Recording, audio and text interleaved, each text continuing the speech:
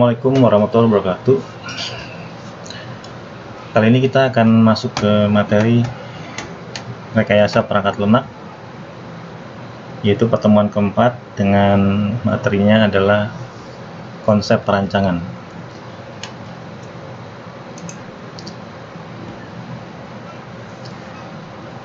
Nah, perancangan perangkat lunak ini merupakan tempat di mana aturan kreativitas atau kebutuhan stakeholder, kebutuhan bisnis, dan pertimbangan teknis.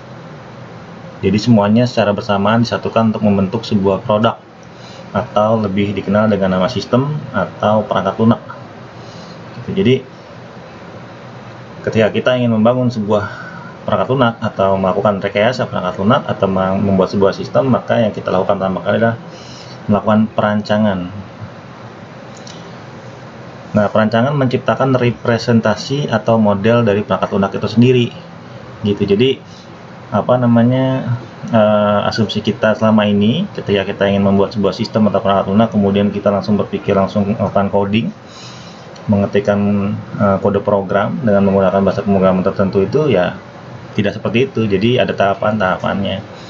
Nah, model perancangan memberikan detail tentang arsitektur perangkat lunak, yaitu tentang struktur data, kemudian antarmuka, dan komponen yang diperlukan untuk mengimplementasikan sistem. Nah, tujuan dari perancangan perangkat lunak adalah menghasilkan model atau representasi perangkat lunak yang memperlihatkan kekuatan, komoditi, dan kenyamanan.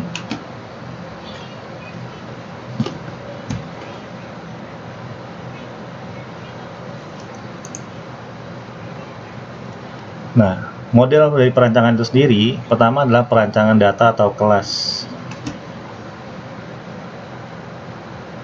Nah, mengubah model kelas menjadi realisasi kelas, perancangan, dan struktur data yang diperlukan untuk mengimplementasikan perangkat lunak. Kemudian objek, hubungan, dan konten data rinci yang digambarkan oleh atribut kelas dan notasi lainnya memberikan dasar untuk aktivitas perancangan data. Bagian dari perancangan kelas dapat terjadi bersamaan dengan perancangan arsitektur perangkat lunak. Perancangan kelas yang lebih rinci terjadi karena setiap komponen perangkat lunak dirancang. Jadi ketika kita ingin membuat sebuah perangkat lunak atau membuat sebuah sistem, yang kita perhatikan pertama kali adalah rancangannya, desainnya terlebih dahulu. Dan ketika kita bicara tentang desain, ya otomatis kita bicara tentang struktur data, tentang relasi antar tabel, tentang tempat untuk menyimpan data.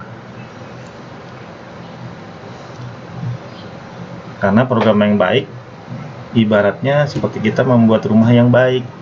Rumah yang baik dia harus mempunyai konstruksi yang baik pula, gitu. Jadi tidak langsung membangun rumahnya, tetapi membangun denahnya terlebih dahulu.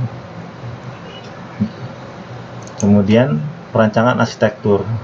Ini mendefinisikan hubungan antara elemen struktural utama dari perangkat lunak, gaya, dan pola arsitektur yang dapat digunakan untuk mencapai kebutuhan yang ditentukan untuk sistem, dan kendala yang mempengaruhi cara di mana arsitektur dapat diimplementasikan. Mewakili perancangan kerangka kerja arsitektur, sistem berbasis komputer berasal dari model kebutuhan. Jadi penentuan dari bahasa programannya apa, apakah dia sudah berorientasi objek atau belum, kemudian menggunakan model pemodelannya seperti apa. Nah, itu adalah bagian dari perancangan arsitektur. Nah, selanjutnya ada perancangan antarmuka. Nah, antarmuka ini apa yang bisa dilihat atau ditampilkan oleh stakeholder lain seperti pengguna atau user, ya. Jadi di sini menggambarkan bagaimana perangkat lunak berkomunikasi dengan sistem dan dengan manusia yang menggunakannya, gitu. Biasanya kita bikin aplikasinya, gitu.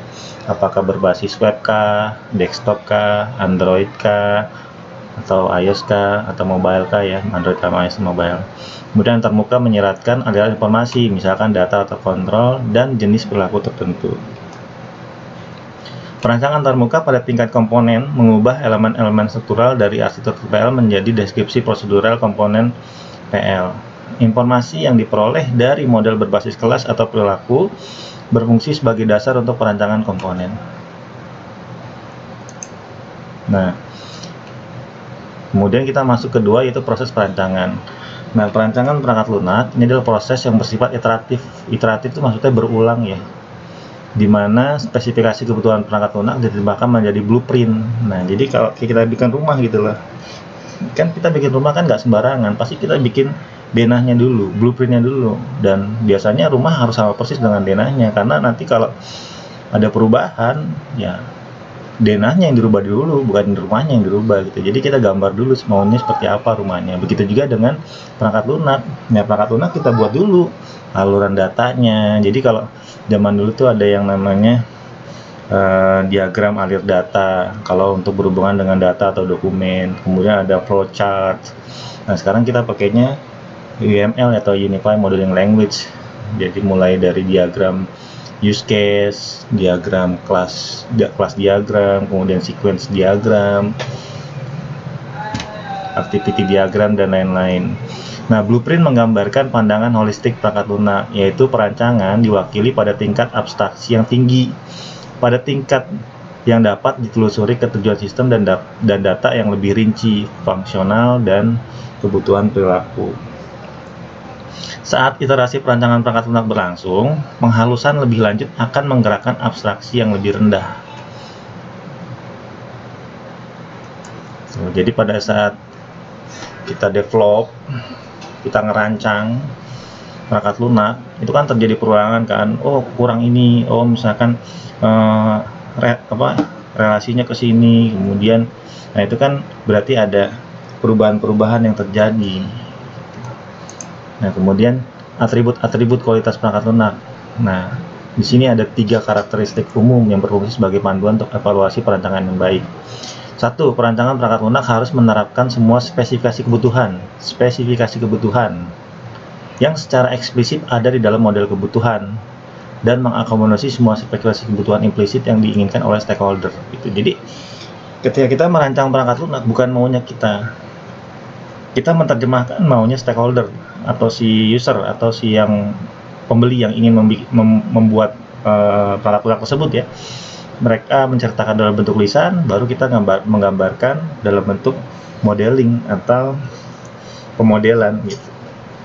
Nanti baru kita presentasikan ke mereka. Nah, perancangan perangkat lunak harus menghasilkan produk kerja yang mudah dibaca dan dimengerti bagi mereka yang membuat kode-kode program dan yang akan melakukan pengujian untuk mendukung perangkat lunak tuh. Jadi tahap awalnya ketika kita akan membuat perangkat lunak bukan membuat kode program, bukan coding, tapi desain dulu, bikin pemodelannya dulu gitu. Jadi seperti yang pernah disampaikan sebelumnya, jadi kita minta dulu kebutuhan-kebutuhan kita terhadap perangkat lunak yang diinginkan dari dokumen-dokumen, kemudian proses bisnis dan sebagainya, baru kita terjemahkan dalam bentuk diagram dengan menggunakan UML misalkan, dari mulai kelas diagramnya, activity diagramnya, sequence diagramnya. Nah, setelah itu baru kita bikin LRD-nya, LRS-nya, IRD-nya, dan seterusnya. Nah, setelah jadi itu udah dapat struktur tabelnya, kemudian udah dapat relasinya, one to many-nya segala macam, baru kita buat kode program atau codingan berdasarkan pemodelan yang sudah dibuat. Nah, selanjutnya nomor 3, perancangan perangkat lunak seharusnya menyediakan gambaran lengkap tentang perangkat lunak, menangani permasalahan data, fungsional, dan perilaku perspektif implementasi. Jadi lengkap tuh semuanya tuh dari awal sampai akhir gitu. Jadi nanti enaknya itu ketika sudah mulai coding nih, sudah mulai programnya sudah dibikin, sudah diketik programnya, itu sudah selesai, tidak ada lagi perubahan-perubahan di desainnya. Karena kalau sampai ada penambahan, misalkan nambah satu tabel saja, tapi tabel itu berelasi ke tabel yang lain, misalkan detail transaksi dan segala macam, maka codingannya otomatis berubah. Bukan cuma satu, tapi banyak yang berubah gitu. Makanya pastikan pada tahap perancangan desain itu sudah fix semua, sudah selesai semua setiap model dan relasi antar datanya gitu. Kalau sudah selesai ya codingannya juga enak gitu. Panduan kualitas perangkat lunak. Nah, tujuannya adalah untuk mengevaluasi kualitas representasi dari perancangan itu sendiri. Nah, rancangan perangkat lunak harus menunjukkan arsitektur yang satu, telah dibuat menggunakan gaya atau pola arsitektur yang dapat dikenali. Jadi, gunakanlah modeling atau relationship diagram yang memang telah umum digunakan gitu. Jadi, nanti komunikasi dengan pihak programmernya sendiri atau pembuat database sendiri enak gitu. Jadi mereka nggak bingung ini pakainya apa gitu, kok gini gitu. Nah, tersusun atas komponen-komponen yang menunjukkan karakteristik perancangan yang terbaik. Dapat diimplementasikan secara evolusioner dan memfasilitasi implementasi dan pengujian. Gitu. Jadi ketika kita membuat desain-desain pemodelan itu, nah kita kan patokannya ke situ, dari mulai nama kelasnya atau nama tabelnya apa, kemudian indeksnya ada berapa atau primary key-nya apa, kemudian nama-nama field-fieldnya itu jangan terlalu sulit gitu. Jadi ketika kita sudah membuat relasi antar tabel, kemudian LRS dan pemodelan lainnya, nanti tinggal diterjemahkan dalam bentuk program. Oh, ternyata kita bikin masternya dulu nih, master data barang, kemudian setelah itu nanti bikin program transaksinya, nanti bikin program laporannya gitu. Rancangan perangkat lunak harus bersifat modular, artinya perangkat lunak harus logis, harus secara logis menjadi bagian dari elemen-elemen atau subsistem. Nah, yang dimaksud dengan modular di sini adalah dibuat per modul, dibuat per function, dibuat per prosedur. Jadi ketika misalkan kita membuat dalam bentuk garis besar nih, kita ingin membuat sebuah sistem penjualan, perangkat lunak tentang penjualan. Nah, maka nanti misalkan ada modul barang atau modul produk. Nah, ketika ngomongin tentang modul produk atau modul barang, berarti kita membahas tentang CRUD-nya. CRUD itu create, read, update, sama delete. Jadi setiap kita membuat tabel produk, misalkan satu tabel namanya produk atau tabel barang, berarti kan tabel barang itu kan ada fungsi buat simpannya atau C-nya, create atau insert-nya, itu ada fungsi buat menampilkannya, R-nya, read, kemudian ada fungsi buat memodifikasinya atau mengubah datanya atau update, kemudian ada fungsi untuk menghapus atau delete gitu. Jadi dibuat per modul, mana modul-modul master yang memang dia harus pertama kali dibuat, tapi perhatikan juga apakah dia berelasi. Misalkan, oh ternyata tabel barang ini berelasi dengan tabel kategori, berarti kita buat dulu kategorinya, baru tabel barangnya, karena setiap kali kita ingin menginsert atau memasukkan data barang, otomatis harus memilih kategori. Nah, akan jadi aneh kalau misalkan kita bikin tabel barang atau bikin modul barang tetapi belum punya data tentang kategori gitu. Jadi dibuatnya per modul. Tentukan urutan-urutannya dulu, mana tabel master yang pertama kali harus dibuat terlebih dahulu, baru nanti ke transaksi dan laporan dan seterusnya. Nah, rancangan perangkat lunak harus berisi representasi data, arsitektur, objek-objek, antarmuka, dan komponen yang berbeda. Kemudian rancangan perangkat lunak harus memuat struktur data yang sesuai untuk kelas yang akan diimplementasikan dan digambarkan dari pola-pola data yang dapat dikenali. Rancangan perangkat lunak harus mengarah pada komponen yang menunjukkan karakteristik fungsional yang bersifat independen. Rancangan perangkat lunak harus membuat antarmuka yang mengurangi kompleksitas hubungan antara komponen dengan lingkungan eksternal. Jadi ketika kita merancang perangkat lunak itu ya, apa yang kita buat halamannya, apa yang kita desain tampilan tatap mukanya, nah itu adalah apa yang akan tersimpan gitu. Jadi boleh bikin tabel, misalkan tabel barang atau tabel produk namanya KD_BRG, misalnya KD_BRG, tapi jangan sampai entar ditulisnya ketika bikin tampilan halaman entry data barang tulisannya KD_BRG, entar ketahuan nama filenya ya, tapi dibuatnya seperti biasa, kode barang gitu. Kemudian nama barang, walaupun nanti tersimpannya adalah NM_BRG dan sebagainya, tapi itu kan istilahnya hanya penyingkatan dengan tujuan supaya tidak diketahui oleh pihak umum apa nama dari file itu sebenarnya gitu. Tapi kalau misalkan yang membuat mengerti ya tidak masalah gitu. Tapi jangan berbeda, misalkan kita buat entryan kode barang tapi namanya misalkan ABCDX gitu, namanya tidak sesuai gitu. Nanti bingung siapa yang apa namanya, yang buat codingannya bingung gitu, ini simpannya kemana, ini artinya apa gitu. Jadi jangan terlalu menyulitkan pihak yang lain yang membuat, karena seperti yang tadi sudah kita sampaikan, bahwa membuat sebuah perangkat lunak itu atau membuat sebuah sistem itu tidak bisa dilakukan sendiri, tapi ada tim yang membuat database-nya, ada tim yang membuat relasinya, ada tim yang membuat codingannya, dan seterusnya, ada tim yang untuk menyediakan server dan seterusnya gitu. Kemudian rancangan perangkat lunak harus diturunkan dari metode perulangan yang dikendalikan oleh informasi yang diperoleh selama analisis kebutuhan perangkat lunak. Kemudian sebuah perancangan harus direpresentasikan menggunakan notasi yang secara efektif mengkomunikasikan maknanya. Jadi nama tabelnya disesuaikan, jangan terlalu jauh hubungannya gitu. Jadi jangan sampai tidak ada hubungan sama sekali. Mau bikin modul produk, tapi produk tadi namanya bukan produk, aneh gitu. Jadi disesuaikan. Nah, atribut-atribut kualitas. Yang pertama adalah fungsionalitas. Ini dinilai dengan mengevaluasi sejumlah feature dan kemampuan program, fungsi-fungsi umum yang disampaikan, dan keamanan sistem secara keseluruhan. Itu fungsionalitas. Jadi sebuah program itu ya dia harus mempunyai kelebihan. Kemudian dari kelebihan itu ada fungsi-fungsi yang berjalan di dalamnya gitu. Dan setiap fungsi yang berjalan itu pasti sudah ada pengujian terhadap validitas maupun terhadap datanya. Jadi jangan sampai data yang masuk itu bermasalah, redundan atau double gitu. Kemudian datanya data sampah, boleh sembarang data dimasukkan gitu. Jadi banyak sekali faktor-faktor yang bisa menyebabkan sebuah sistem itu jadi bermasalah gitu. Makanya fungsionalitasnya harus diperhatikan. Kemudian ada penggunaan, dinilai dengan mempertimbangkan faktor manusia, kemudian estetika atau keindahan tampilan, konsistensi, kemudian dokumentasi. Kemudian ada keandalan, ini dievaluasi dengan mengukur frekuensi dan tingkat keparahan kegagalan, akurasi hasil keluaran. Jadi buat apa kita bikin sistem bagus tapi ternyata outputnya itu nggak sesuai gitu. Outputnya tidak akurat gitu. Kemudian waktu antar kegagalan, recovery, dan prediktabilitas dari program.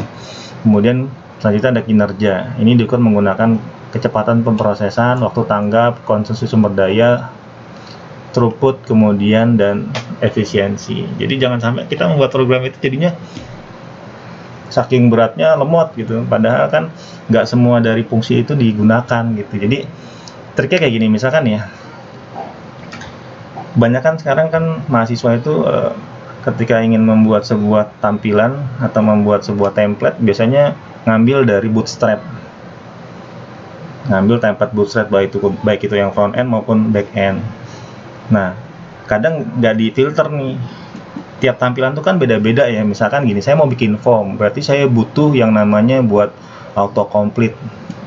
Kemudian ternyata di situ ada combo box yang link. Misalkan saya pilih provinsi Banten, nanti yang keluar semua kecamatan sama kabupaten kota, kecamatan yang ada di Banten, hanya kecamatan yang ada di Banten saja. Terus di bawahnya ada kabupaten kota dulu ya, yang ada di provinsi Banten. Lalu ada kecamatannya kita pilih, misalkan tadi kabupaten kotanya Tangerang, kecamatannya misalkan kecamatan yang ada di kota Tangerang gitu. Jadi kan ngelink tuh namanya combo box linked gitu kan. Nah itu kan dia butuh jQuery, kemudian dia butuh CSS, dia butuh JavaScript yang hanya menjalankan fungsi itu ketika dipanggil gitu. Jadi ketika kita buat form, maka hanya komponen-komponen jQuery, CSS sama JavaScript itu saja yang dipanggil. Tapi kalau misalkan kita nggak lagi bikin form, itu jangan dipanggil gitu. Karena dia akan mempengaruhi kecepatan pemrosesan gitu. Jadi biasanya kalau yang mau enaknya saja, tidak mau capek nih, ya udah tuh dia masukin semuanya tuh, dia masukin semua library-nya, padahal itu nggak dibutuhin pada saat itu. Akhirnya jadi dia membutuhkan proses yang berat. Makanya kalau kalian coba di web nih ya, jalankan di web, terus kalian klik kanan di webnya itu, pilih inspect element, kemudian pilih di bagian network, itu pasti kelihatan tuh library apa saja yang akan yang dijalankan pada saat itu. Kalau internetnya cepat sih nggak masalah ya, Tapi kan nggak semua orang punya akses buat internet cepat. Ada juga yang mereka mengaksesnya dengan menggunakan paket data, dan paket data itu kan ada yang bagus, sinyalnya lagi bagus atau lagi jelek. Nah, itu berakibat pada lamanya proses, muter-muter jadinya gitu. Ketika muter-muter ya berarti kan di situ ada permasalahan. Kecepatannya terganggu, waktu tanggapnya terganggu, konsumsi sumber dayanya terganggu, yang harus cuma maksimal 30 detik. Coba aja kita buka web nih, terus dia ternyata lebih dari 30 detik, pasti kita udah suntuk duluan. Itu lama amat sih muter-muternya, padahal cuma 30 detik gitu. 5 detik aja muter-muter itu kita udah kesel ya. Gitu. Ini berhubungan dengan kinerja. Kemudian ada daya dukung. Daya dukung ini menggabungkan kemampuan program untuk dikembangkan, kemampuan beradaptasi, dan kemampuan melayani kebutuhan pengguna. Kemampuan uji, kompatibilitas, konfigurabilitas, ini adalah kemampuan untuk mengatur dan mengontrol elemen-elemen konfigurasi perangkat lunak. Nah, konsep perancangan. Konsep perancangan pada dasarnya akan menyediakan kebutuhan. Pertama, kriteria yang digunakan untuk membagi perangkat lunak menjadi komponen bersifat mandiri. Kemudian rincian fungsi atau struktur data yang dapat dipisahkan dari representasi konseptual. Kriteria yang digunakan untuk mendefinisikan kualitas teknis perancangan lunak. Selanjutnya ada abstraksi. Nah, pada tingkat abstraksi tertinggi, penyelesaian masalah dinyatakan dalam istilah luas menggunakan bahasa pada lingkungan permasalahan. Pada tingkat abstraksi yang lebih rendah, deskripsi lebih rinci dari penyelesaian masalah diberikan. Nah, terminologi berorientasi masalah digabungkan dengan terminologi berorientasi implementasi dengan tujuan untuk lebih dapat menyelesaikan permasalahan. Pada tingkat abstraksi yang lebih rendah, penyelesaian masalah dapat langsung diimplementasi menggunakan bahasa pemrograman yang dipilih itu. Jadi kalau misalkan yang abstraksi lebih rendah, ini biasanya lebih rinci, sedangkan yang lebih tinggi itu biasanya untuk istilah yang lebih luas dalam bahasa lingkungan permasalahan. Nah, kemudian ada arsitektur. Arsitektur perangkat lunak merupakan struktur keseluruhan perangkat lunak dengan cara bagaimana struktur tersebut memberikan integritas konseptual untuk suatu sistem perangkat lunak. Nah, arsitektur juga merupakan struktur organisasi dari komponen program atau modul yang menjelaskan bagaimana komponen-komponen itu tersebut berinteraksi dan struktur data yang digunakan oleh komponen. Jadi kayak HIPO itu kayak hierarki input, proses, sama output gitu. Jadi nggak mungkin kita bikin perangkat lunak, kita bikin program, kemudian tidak ada modul untuk input data. Karena pada awalnya itu data adalah kosong. Nah, yang pertama kali dilakukan oleh sistem adalah mengumpulkan data. Bagaimana cara mengumpulkan data? Ya berarti kita buat dulu tuh modul-modul untuk entry-nya. Entry data master, entry data transaksi, dan seterusnya. Nanti setelah di entry, baru tuh ada proses. Semua data yang kita dapat itu diproses. Untuk apa? Untuk didapatkan output yang diinginkan gitu. Kayak sekarang misalkan contohnya, kita absen mengajar. Saya sebagai dosen absen mengajar. Kalian sebagai mahasiswa absen kuliah. Itu kan berarti kita mengambil data nih. Kita grab data, kita ambil data absen. Cuma aksesnya beda-beda. Kalian absen sebagai mahasiswa, kemudian saya absen sebagai dosen. Nah, data itu nanti diproses. Hasilnya apa? Outputnya apa? Yaitu data pengajaran. Kalau kalian nanti masukkan nilai absen untuk KHS, kalau saya nanti masuk ke nilai pengajaran, ke data pengajaran untuk pembayaran honor mengajar gitu. Hasilnya apa? Kalian KHS, outputnya kalau saya slip gaji gitu. Jadi apakah itu berjalan sendiri? Enggak, itu berinteraksi dengan komponen-komponen lain. Contoh, kan absen itu kan berarti kan berinteraksi dengan apa? Dengan mata kuliah. Kalian absen di mata kuliah apa, jam berapa, ruangan apa gitu. Kalau dosen berarti berinteraksi dengan mata kuliah apa, kemudian berapa SKS, kemudian dibayarnya berapa. Ini contoh paling sederhananya saja ya. Nah, kemudian properti sebagai bahan dari perancangan arsitektur. Pertama ada properti struktural. Ini mendefinisikan komponen sistem, baik itu modul, objek, filter, dan menjelaskan bagaimana komponen-komponen tersebut dikemas dan berinteraksi satu sama lain. Kemudian ada fungsional tambahan. Deskripsi perancangan arsitektural seharusnya bisa menyelesaikan permasalahan tentang bagaimana arsitektur perancangan mencapai kebutuhan akan kinerja, kapasitas, keandalan, keamanan, kemampuan beradaptasi, dan karakteristik dan lainnya. Kemudian keluarga sistem berhubungan. Perancangan arsitektural harusnya dibuat melalui pola perulangan atau iterasi. Selanjutnya ada pola atau pattern. Ini adalah suatu wawasan yang di dalamnya membuat esensi dari solusi yang terbukti untuk permasalahan perancangan lunak dalam konteks tertentu. Ini menurut Blatt Appleton ya. Nah, tujuan dari setiap pola perancangan adalah memberikan deskripsi yang memungkinkan perancang menentukan, pertama, apakah pola berlaku untuk pekerjaan saat ini? Tuh. Kemudian bisa digunakan kembali nggak? Kemudian apakah dapat berfungsi sebagai panduan untuk mengembangkan pola yang serupa tetapi berbeda fungsional dan struktur. Jadi sebenarnya kita bikin aplikasi itu bukan berarti belum pernah ada ya. Kita bikin perangkat lunak itu belum berarti belum pernah ada, sudah ada sebelumnya. Cuma bedanya adalah setiap kebutuhan itu pasti berbeda-beda. Oh, si A maunya begini, si B maunya begini. Tapi apakah setiap kita buat ini kemudian kita bisa buat lagi, kita bisa gunakan lagi di aplikasi selanjutnya? Kalaupun bisa, apakah sama persis atau ada perubahan sesuai dengan maunya si stakeholder yang menginginkan program tersebut gitu? Apakah ada penambahan, pengurangan, atau perubahan gitu?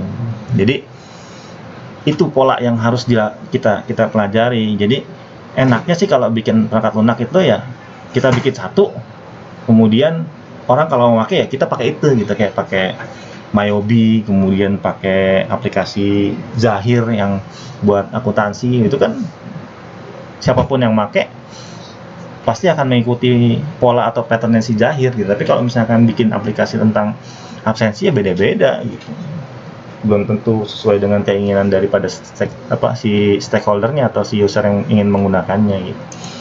Nah, kemudian pemisahan perhatian. Ini adalah konsep perancangan yang menunjukkan bahwa masalah yang kompleks dapat diselesaikan jika permasalahan itu dibagi menjadi bagian-bagian yang lebih kecil, yang lebih mudah diselesaikan atau dioptimalkan secara independen. Jadi, jangan berpikir besar, berpikirnya kecil.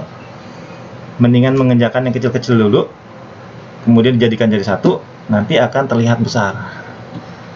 Karena kalau kita langsung fokus ke yang besar, bingung mana yang mau dikerjakan. Tapi kalau misalkan dipecah dalam bentuk yang lebih kecil dan semuanya sudah valid dan sudah akurat, maka ketika diintegrasikan, dijadikan satu, dia akan terlihat besar dengan sendirinya gitu.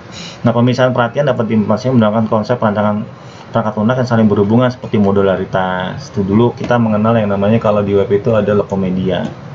Itu sudah per modul yang belum menggunakan object oriented programming ya. Kemudian aspek-aspek, kemudian fungsional dan penghalusan. Kalau sekarang sih sudah menggunakan OOP ya, bahasa pemrograman berorientasi objek. Jadi dikerjakannya per objek. Setiap objek itu pasti punya kelas dan sebagainya gitu.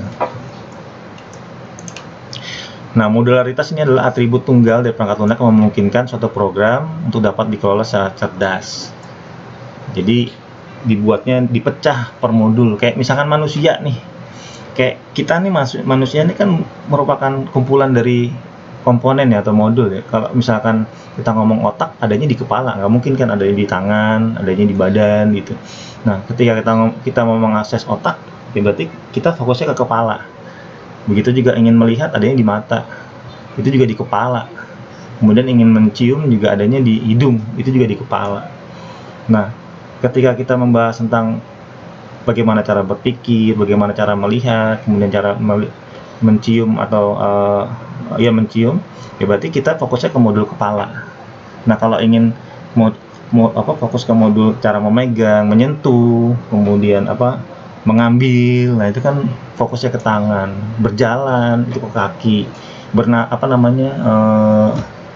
memompa darah itu ke jantung. Itu kan kalau dipisah nih, misalkan manusia itu berarti palanya dicopot, kemudian kita fokus ke kepala, kemudian tangan fokus ke tangan. Sama seperti program, ketika kita bikin program penjualan, berarti ada yang fokus ke produk, bikin tuh modul produknya, bikin form entry-nya, form editnya, form hapusnya, form tampil data barangnya. Kemudian ada form transaksi, berarti ada lagi yang mengerjakan form transaksinya, bagaimana membuat aplikasi buat pembeliannya atau penjualannya, terus prosesnya, terus kwitansinya dan segala macam gitu. Nah, perangkat lunak monolitik adalah program besar yang terdiri dari satu modul. Perangkat lunak monolitik dapat mudah dengan dipahami oleh rekayasaan perangkat lunak, jumlah lintasan terkendali, kemudian tentang referensi, jumlah variabel, dan kompleksitas keseluruhan hampir tidak mungkin dimengerti. Nah, modul itu adalah atribut tunggal yang memungkinkan, ini udah tadi ya, lebih banyak modul berarti ukuran modul semakin lebih kecil. Bertambahnya jumlah modul, maka upaya biaya terkait pengintegrasian modul juga bertambah. Nah, jadi logikanya gini, semakin sedikit modulnya, maka semakin cepat ngerjainnya. Biayanya juga sedikit. Tapi kalau semakin banyak modulnya, ngerjainnya makin lama, biayanya juga makin besar gitu. Jadi misalkan ada yang minta dibuatkan program atau perangkat lunak, kita tanya dulu speknya seperti apa, maunya seperti apa. Oh, cuma ini doang. Yang penting kita bisa mendapatkan siapa yang pesan, kemudian kita proses, terus kita kirim. Berarti kita hitung-hitung tuh modulnya ada berapa, terus biayanya berapa, terus waktunya berapa lama gitu. Karena coba intinya itu aja sih, yang dimintanya seperti apa, requirement-nya seperti apa, terus datanya sudah tersedia atau belum, kemudian kita lihat kompleksitasnya besar, kecil, atau sedang, kemudian kita hitung-hitung waktu pengerjaannya. Jangan sampai nanti programnya besar tapi saking sombongnya kita bilang sebulan selesai gitu, nggak seperti itu. Nah, kemudian setelah itu baru kita tentukan biaya, sekian harganya, karena memang modulnya lumayan besar dan kita butuh tidak cukup satu orang untuk mengerjakannya gitu. Nah, tujuan modularitas adalah pengembangan peralatan lebih mudah direncanakan. Versi-versi dapat didefinisikan, perubahan-perubahan dapat dengan mudah diakomodasikan, dan testing dan debugging dapat dilakukan secara lebih efisien, mudah dalam pemeliharaan perangkat lunak. Jadi lebih enak mengerjakan perangkat lunak itu per modul. Jadi tidak tidak hilang fokusnya tetap pada modul tersebut. Jadi nanti misalkan gini, kita bikin modul ujian online misalkan, nanti kita akan berinteraksinya hanya ke ujian online saja, nggak berinteraksi dengan absensi. Jadi ketika misalkan kita lagi ngerjain ujian online nih, ya udah kita fokusnya ke ujian online. Kalau ada yang mau bingung nanyanya sama tim yang bekerja di lapangan tentang ujian online. Ntar yang absensi nggak akan ganggu. Nanti yang absensi gimana ya? Saya kan belum dikerjain nih absensi ya. Kita bikin tentukan lagi siapa yang akan mengerjakan absensi gitu. Jadi lebih fokus. Nah, kalau gitu jadi lebih cepat pengerjaannya gitu. Tapi kalau semua dikerjakan pada saat yang bersamaan, tidak dipecah, ya otomatis fokusnya hilang, akhirnya malah berantakan gitu. Nah, kemudian penyembunyian informasi. Nah, di sini maksudnya adalah perangkat lunak itu harus dispesifikasikan dan dirancang sedemikian rupa sehingga informasi itu berisi dari algoritma dan data ya, yang tercatat dalam modul tidak dapat diakses oleh modul lain yang tidak memerlukan informasi tersebut gitu. Jadi kalau konsepnya kayak OOP ya, atau Object Oriented Programming, itu kan setiap kelas dipisah, kontrol itu dipisah. Nah, biasanya setiap kontrol itu pasti dikasih akses di atasnya gitu. Ini kontrol ini hanya bisa diakses oleh level akses ini. Nanti kalau ada level akses orang yang ingin mengakses kontrol tersebut tidak bisa karena memang sudah di blok di atasnya gitu. Kemudian penyembunyian informasi atau information hiding ini menyeratkan bahwa modularitas yang efektif dapat dicapai dengan mendefinisikan jumlah modul independen yang berkomunikasi satu sama lain dalam hal informasi yang diperlukan untuk mencapai fungsi perangkat lunak. Nah, manfaatnya adalah ketika memodifikasi tertentu perlu dilakukan selama pengujian perangkat lunak dan selama pemeliharaan perangkat lunak. Independensi fungsional. Nah, konsep dari independensi fungsional adalah hasil langsung dari pemisahan masalah, modularitas, dan konsep abstraksi dan penyembunyian informasi. Independensi fungsionalitas dicapai dengan cara mengembangkan modul yang memiliki fungsi tunggal atau single-minded dan memiliki interaksi yang bersifat tertutup dengan modul lain. Sesuai dengan namanya independen ya, independensi. Jadi dia hanya bisa diakses oleh orang-orang tertentu dengan akses-akses tertentu, dengan level-level tertentu. Bagaimana cara membuatnya? Ya berarti kan kita butuh session. Kalau kita ngomongin program nih, berarti kan pada saat login nih, kan kita login, misalkan contoh nih, kita login di aplikasi yang sama, e-learning nih, tapi kan akses kita berbeda. Ya kayak misalkan ketika saya ingin melihat rekap absensi keseluruhan, nah nanti ada kontrol namanya rekap absensi. Nah itu hanya bisa dilihat oleh saya, hanya bisa dilihat oleh dosen yang mengajar. Tapi mahasiswa yang melihat bisa nggak? Ya bisa, cuma dia hanya bisa melihat data dia saja. Tapi kalau saya bisa melihat rekap absensi seluruh kelas, seluruh data mahasiswa yang saya ajar. Tapi kalau yang mahasiswa tidak bisa, gitu. Apakah mahasiswa bisa melihat gaji dosennya? Kan enggak, gitu. Itu namanya independensi fungsional. Jadi hanya bisa dilihat oleh orang yang mempunyai akses saja. Nah, cara mengembangkan modul.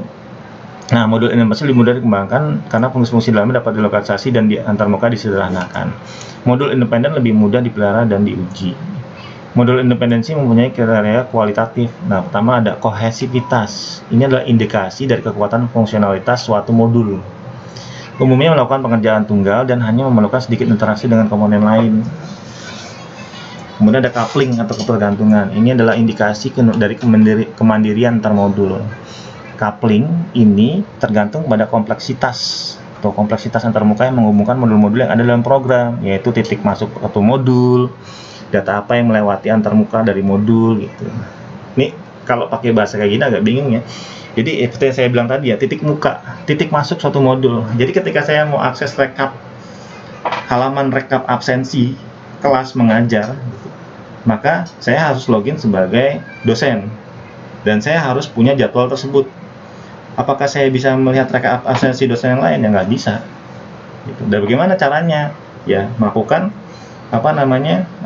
login tersebut kan berisi dengan nick atau NIM-nya, kemudian akses levelnya, kemudian nanti dia relasi ke jadwal mengajarnya atau jadwal kuliahnya, kemudian nanti relasi kemana. Nanti kan di situ ada session-session yang membatasi geraknya gitu. Dan kemudian untuk bisa melewati ke situ kan, saya kayak gini. Saya buka ini ya, nanti kita lihat.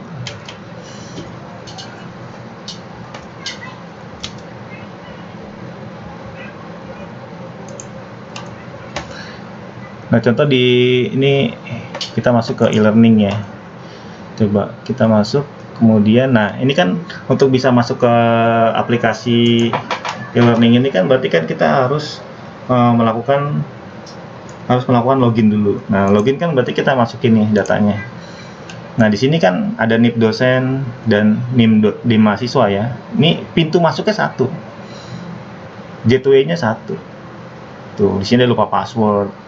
Nah, kalau misalkan mau dibuat dengan menggunakan token ya bisa di sini masukkan nomor HP Anda atau nomor WhatsApp Anda atau email Anda untuk membuktikan kalau si dosen tersebut memang NIP-nya sekian, emailnya sekian gitu. Kalau mau lebih strict ya, kalau mau lebih valid ya. Gitu.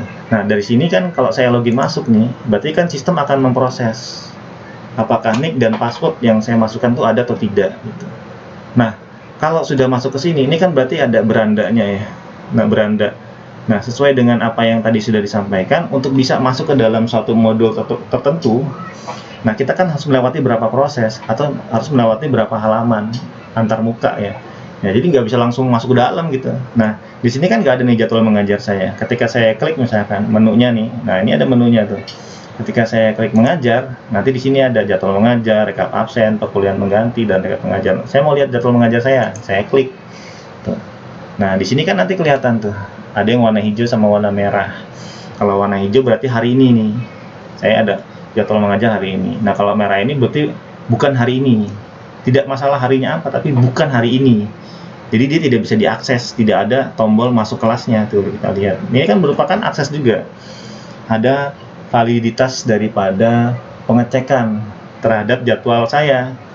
Apakah saya punya jadwal hari ini atau tidak gitu. Tapi semua jadwal saya ditampilkan. Contoh saya cuma punya 2 jadwal nih. rekayasa perangkat lunak untuk 5A dan 7C misalkan. Nah, 5A hari ini, yang 7C bukan hari ini. Saya tidak nanya harinya apa, tapi bukan hari ini. Karena kalau hari ini warnanya kuning, hijau.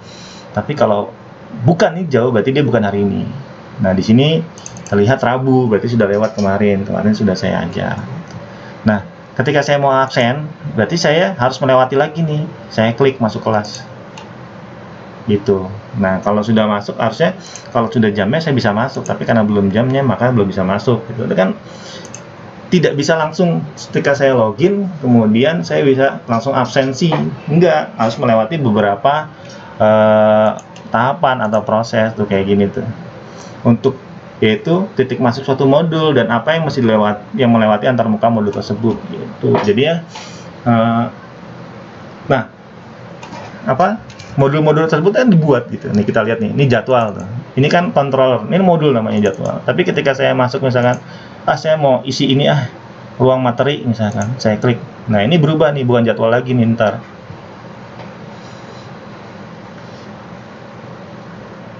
Nah, ini namanya sudah materi gitu. Kemudian ini ada enkripsi gitu. Ini bukan jadwal lagi tapi sudah materi gitu. Ini adalah modulnya gitu, modul materi. Sedangkan back ini adalah modul jadwal. Modul jadwal berisi jadwal mengajar saya. Tapi ketika saya klik materi, nanti dia akan menampilkan modul materi sesuai dengan mata kuliah yang saya klik tadi. Yaitu apa mata kuliahnya? Tadi rekayasa perangkat lunak untuk kelas 7C atau 5A gitu. Jadi beda-beda modulnya. Ini antarmuka berbeda, modulnya juga berbeda. Tempat simpan datanya juga beda gitu, tabelnya beda gitu. Nah, kemudian ada penghalusan. Nah, penghalusan adalah merupakan proses elaborasi yang dimulai dengan pernyataan fungsi atau deskripsi informasi yang didefinisikan pada tingkat abstraksi yang tinggi. Penghalusan langkah demi langkah menggunakan strategi perancangan top down. Top down itu dari atas ke bawah ya. Hierarki perangkat lunak dikembangkan dengan melakukan dekomposisi pernyataan fungsi yang bersifat makro atau abstraksi prosedural secara bertahap sehingga pernyataan dalam bahasa pemrograman dapat tercapai. Penghalusan membantu untuk mendapatkan rincian pada tingkat rendah saat perancangan berlangsung. Tuh, proses elaborasi dengan dimulai dengan pernyataan fungsi yang didefinisikan pada tingkat abstraksi yang tinggi. Jadi, ketika kita melihat susunan kode ya, Jadi misalnya gini, kita udah bikin nih banyak nih, tapi ternyata ada bagian-bagian yang ini kayaknya nggak usah. Oh, ini kayaknya terlalu muter-muter nih gitu. Query-nya terlalu ribet. Query-nya terlalu bertele-tele. Nah, itu bisa langsung kita substitusi ya, kita ganti dengan gimana kalau misalkan daripada kita bikin query dari 5 atau 6 tabel, kita bikin aja tabel temporary atau tabel sementara gitu, atau tabel yang sifatnya bentukan baru untuk menyimpan data gitu. Nanti laporannya tinggal ambil dari situ. Nah, itu bisa kayak gitu. Jadi lebih cepat gitu. Jadi menghaluskan struktur kode atau baris kode yang sudah kita punya menjadi lebih tepat fungsinya gitu. Nah, kemudian ada refaktorisasi. Ini adalah teknik reorganisasi perancangan perangkat lunak yang bertujuan untuk menyederhanakan perancangan atau kode dari komponen tanpa harus mengubah fungsi atau perilakunya. Nah, ini diperiksa kembali untuk menemukan redundansi. Jadi jangan sampai kita udah bikin codingan bagus-bagus ternyata kok hasilnya double ya gitu, padahal datanya sama gitu. Nah, kebanyakan tuh kita mau enaknya saja gitu, kita bikin primary key-nya itu berupa auto increment. Primary key-nya auto increment. Namanya auto increment itu berarti kan ketika kita menyimpan data, dia otomatis sudah membentuk satu nilai gitu, bertambah dengan 1 gitu. Tapi buat apa ada data 1, data 2, data 3 tapi isinya sama gitu. Nah, harusnya kan nggak gitu. Harusnya kan walaupun membuat sebuah auto increment, tetapi data harus tetap berbeda. Tetap harus ada validasi data, apakah data ini sudah ada atau belum gitu. Jadi tidak terjadi yang namanya redundansi. Jadi kalau misalkan saya masukkan ini mahasiswa dengan nama Budi, orangnya sama, kalau saya tidak menggunakan primary key-nya si NIM, maka saya bisa masukin Nimbudi sebanyak-banyaknya. Nah, itu nanti ada redundansi, pengulangan data yang terentry lebih dari satu gitu. Nah, menemukan elemen perancangan yang tidak digunakan. Ya kalau emang tidak digunakan, sembunyikan, jadikan komentar. Artinya tidak diproses. Karena kalau misalkan dia menggunakan bahasa pemrograman terstruktur ya, jadi dia akan memproses dari atas sampai bawah. Nah, ketika ada baris tertentu yang memang itu ada, dia akan tetap memproses gitu, karena dia akan menjalankan dari atas ke bawah. Tapi kalau sudah per modul dengan menggunakan object oriented programming ya, kayak ini kan object oriented programming ya. Ketika kelasnya namanya atau konten nama materi, ya dia akan menjalankan cuma materi. Tapi kalau misalkan terstruktur ya dia akan menjalankan dari atas sampai bawah gitu. Nah, kemudian menemukan algoritma yang tidak efisien atau tidak perlu, kemudian struktur data yang konstruksinya buruk. Ya tadi, struktur data konstruksi buruk kayak gitu tadi. Kok bisa sih nyimpen satu data dengan berulang-ulang, double gitu. Nanti pas bikin laporannya jadi bermasalah gitu. Terus namanya tidak sesuai atau segala macam. Kemudian menemukan kegagalan perancangan lain yang dapat diperbaiki untuk menghasilkan perancangan lebih baik. Nah, contohnya kayak gini nih, ini contoh nih. Tabel barang, saya punya 2 tabel nih. Ini kan tabel barang, ini tabel transaksi. Nah, ini namanya diagram relasional tabel ya, atau entity relationship diagram gitu. Nah, kalau kita lihat di sini ya, ini tabel barang atau kelas barang. Yang namanya tabel pasti punya struktur tabel. Ini nama strukturnya nih, atau ini struktur tabelnya. Yang pertama adalah kode barang. K-nya besar, ode, B-nya besar, arang. Jadi beda ya, kode barang K-nya kecil, B-nya kecil tuh beda. Karena dalam bahasa pemrograman tertentu mereka mengenal dengan namanya case sensitive. Case sensitive itu membedakan huruf kecil dengan huruf besar. Jadi perhatikan, kalau mau bikin huruf kecil semua, konsisten huruf kecil semua. Kalau mau bikin huruf besar semua, konsisten dengan huruf besar semua. Tapi biasanya orang bikinnya huruf kecil semua. Dan kalau dia bikin di sini dengan struktur kode seperti ini, K-nya besar, B-nya besar, maka di sini dia harus bikin lagi K-nya besar, B-nya besar gitu. Jadi jangan beda. Di sini namanya kode barang K besar, B besar, di sini kode barang K kecil, B kecil gitu. Jadi nggak sesuai nanti. Kemudian di sini ada nama barang. Nih. Jadi ini adalah gambaran dari struktur tabel barang. Dia mempunyai pertama atribut namanya kode barang K besar, B besar.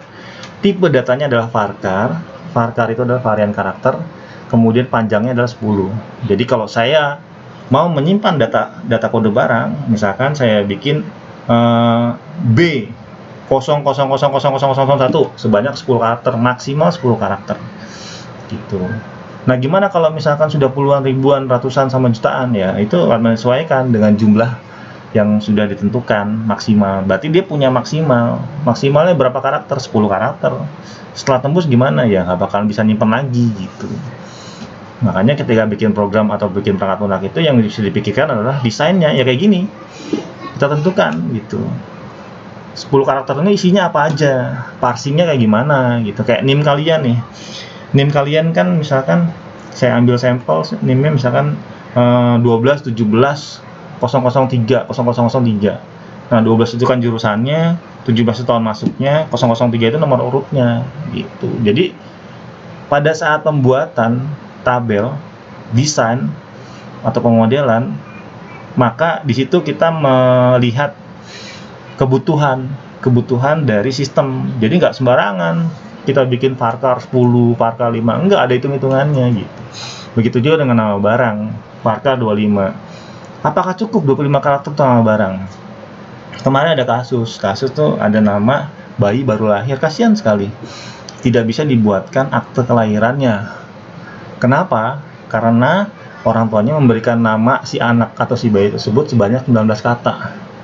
Kalau baca detik nih kemarin tuh pasti kelihatan 19 kata. Sedangkan di sistem pemerintahan untuk pembuatan akta kelahiran anak baru lahir itu maksimal adalah 55 karakter. 55 karakter. Anak-anak zaman sekarang tuh paling banyak 4 kata ya. Kayak nama anak saya Muhammad Farel Papian Ferdiansyah. Kemudian Muhammad Faiza Alfariski Ferdiansyah, itu 4 karakter. tapi masih bisa mencakup karena maksimal 55 karakter, bukan tadi 4 kata ya, 55 karakter, maksimal 55 karakter ternyata untuk pembuatan akte lahir yang ada di Indonesia gitu.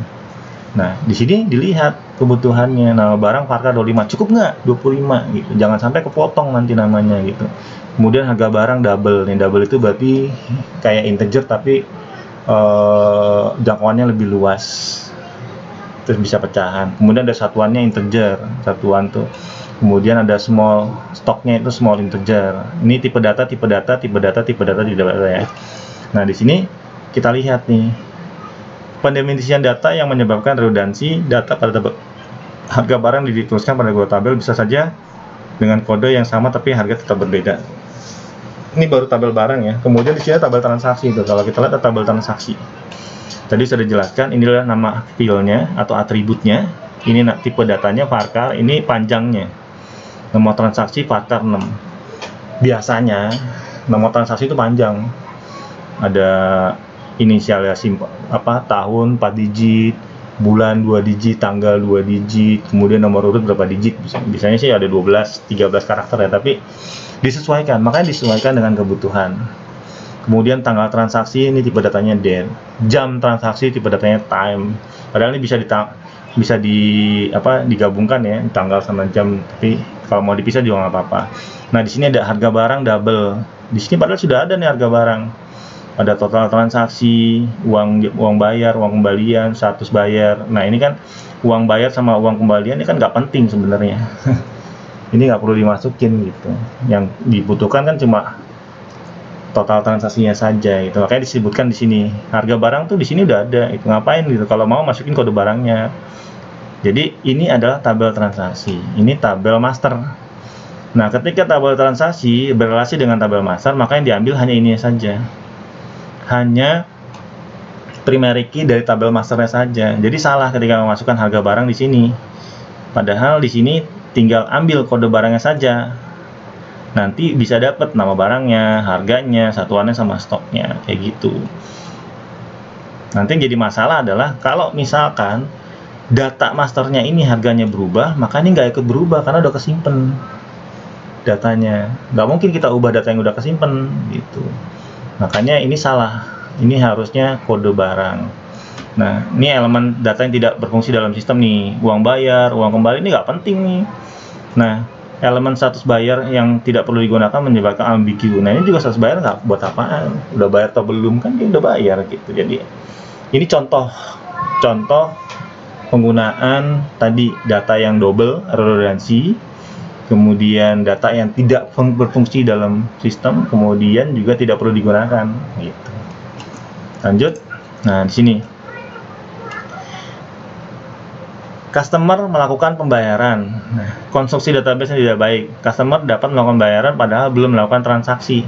Tuh. Transaksinya belum ada tapi kok udah melakukan pembayaran gitu. Harusnya kan customer melakukan order dulu. Nah, habis melakukan order baru customer melakukan pembayaran gitu. Nanti di sini apakah order sesuai? Kalau order sudah sesuai baru lakukan pembayaran gitu. Jadi disesuaikan dengan penggunaannya. Nanti kita akan bahas lebih dalam tentang IRD dan LRS-nya ya, logical record structure gitu. Jadi struktur daripada, kalau ini kan berarti kan diagram ini ya.